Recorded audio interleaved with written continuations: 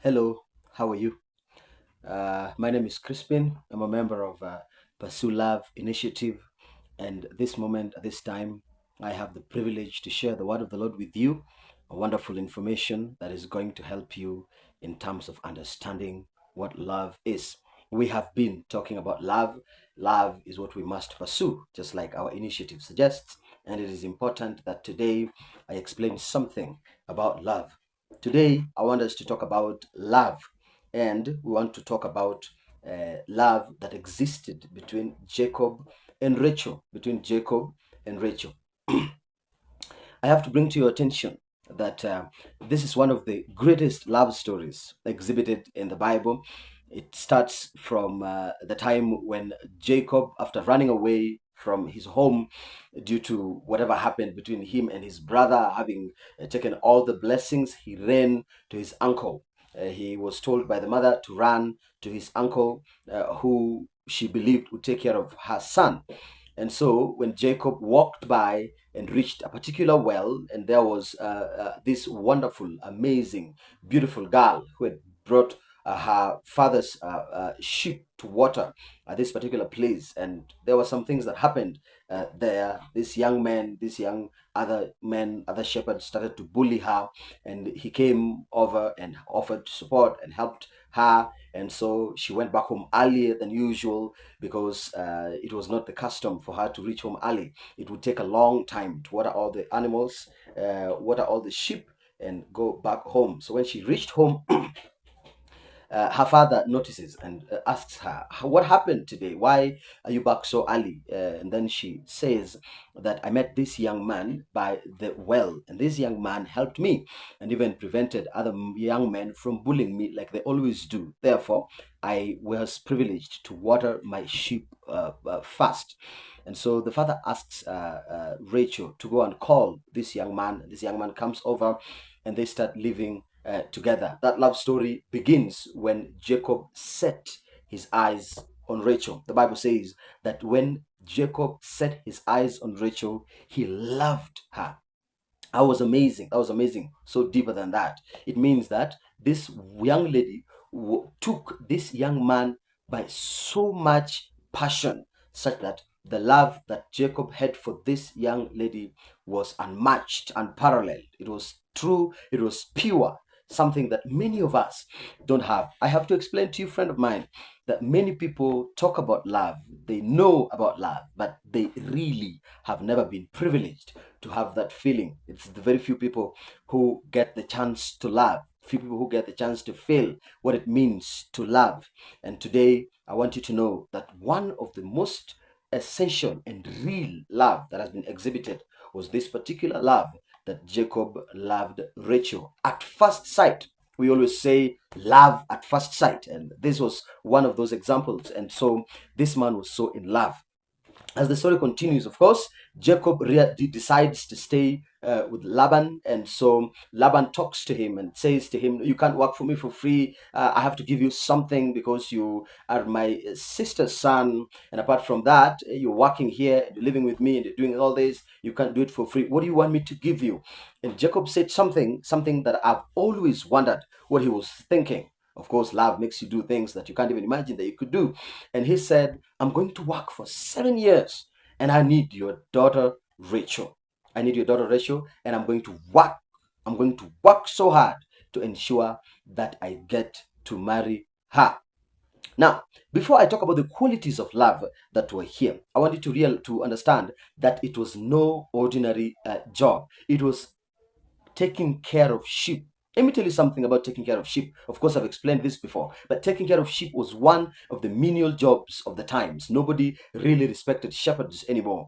And so, this man to decide to do such a job just for a girl, it was something preposterous, and yet he decided to do it. Some of the qualities of love that we find in this passage are: number one, love believes all things.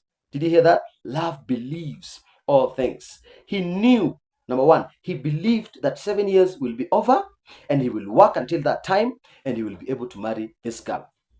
How many of you can say that you believe what is going to happen in 5 years or in 2 years or in 3 years' time?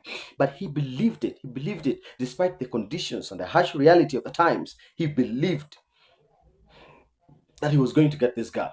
And let me tell you something. Even when the girl was when it was time to marry and he was not given the right girl, he still believed that he could get whatever he wanted. True love believes all things. That is why when you talk to someone who is in love and tell them this is not going to work, you're not going to make it, you will not survive. You've told this to so many people. But let me tell you something. All your information are falling on deaf ears. Love believes all things.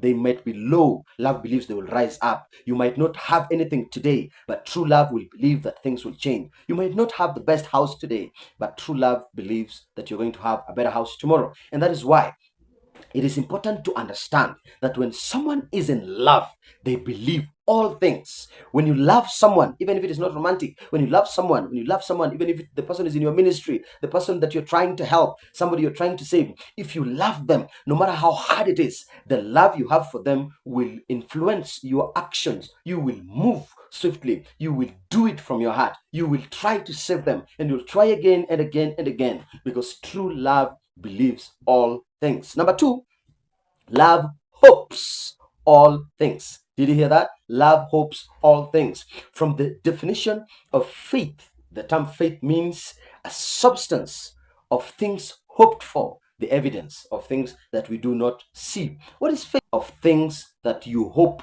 for. That means without hope, there will be no faith. And true love gives you hope.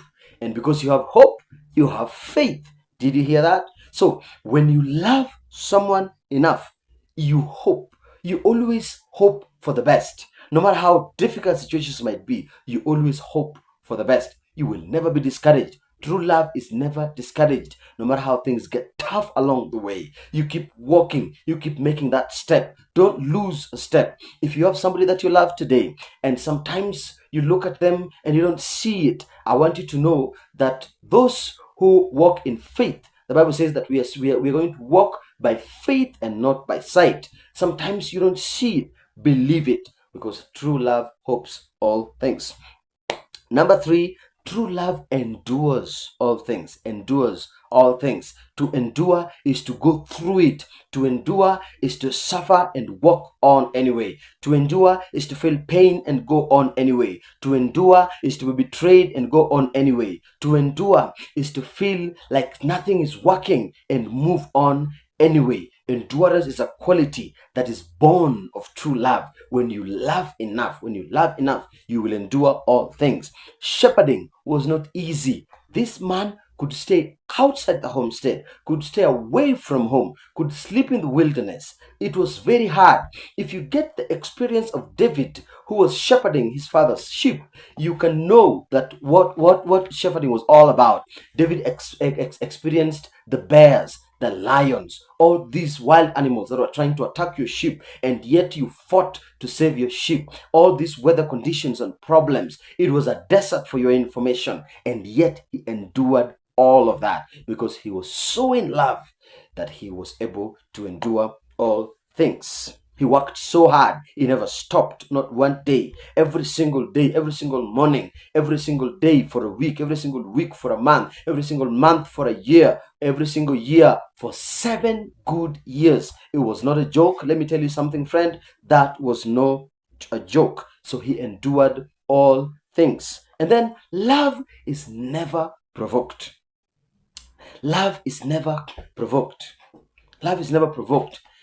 It might feel sad, it may feel bad, but the provocation will not reach to a point that makes you to give up, because love never gives up. True love never gives up. It is never provoked, no matter what happens. This man, after working for 7 years, can you imagine? You worked so hard every morning and every evening, waiting for a particular girl so you could marry. All your aspirations are on her, all your hope are on her. Everything that you do is about this lady. And then during the wedding day, when you're so ready to get your prize, you're so wonderfully aware and so hoping that you're going to get whatever God has for you. And then on the same night, you wake up in the morning and you realize whatever you were given is not what you wanted, and you go back and you ask the person who was supposed to give you whatever he was supposed to give you, and instead of getting so mad and so provoked that you give up and stop all of it, you tell that person, I'm gonna work for another 7 years. Let me tell you something. Jacob did not work for Rachel for 7 years. He worked for 14 years. He was never provoked. He worked even twice as hard.